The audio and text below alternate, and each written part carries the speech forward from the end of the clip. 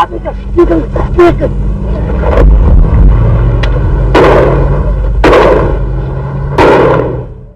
electronics use gold and what we call the three T's: tin, tungsten, and tantalum.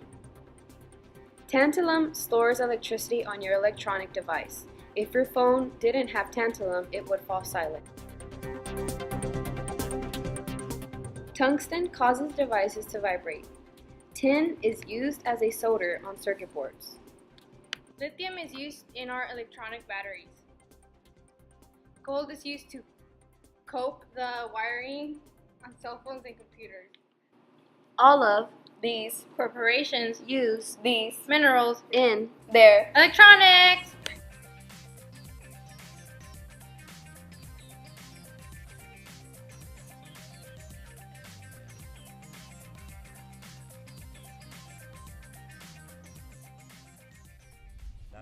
So where did all these armed militias come from? They came from Rwanda after the genocide, which involved the Hutus killing the Tutsis.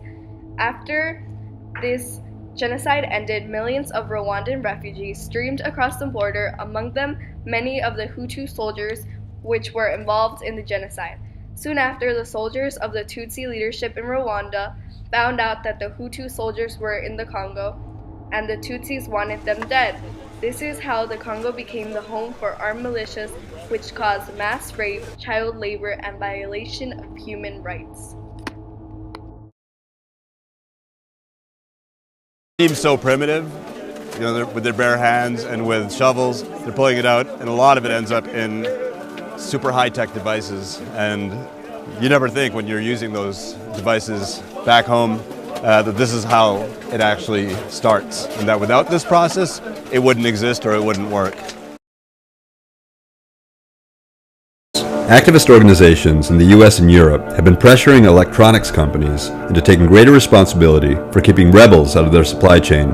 And in 2010, the US Congress passed legislation forcing companies to declare their use of conflict minerals. The point with conflict minerals is in every businessman's interest to keep conflict going. And there's no control, there's no Government. there's nobody watching whether or not our children are working.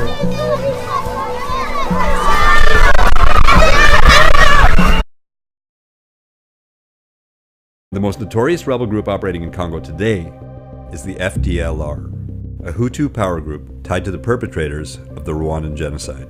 Là, le FDLR occupe une grande place dans la commission, disons, le fait de commettre de la violence sexuelle envers les femmes.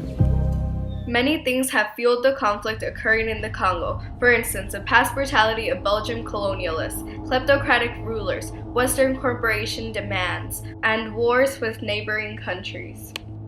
The Congo's conflict is one of the many unreported stories in the world, and now we understand why. It's so insanely complicated that it's hard to know where to start. Anyone with a gun and an agenda can basically have his own little kingdom. They violate human rights and rape women to punish people for supporting other groups.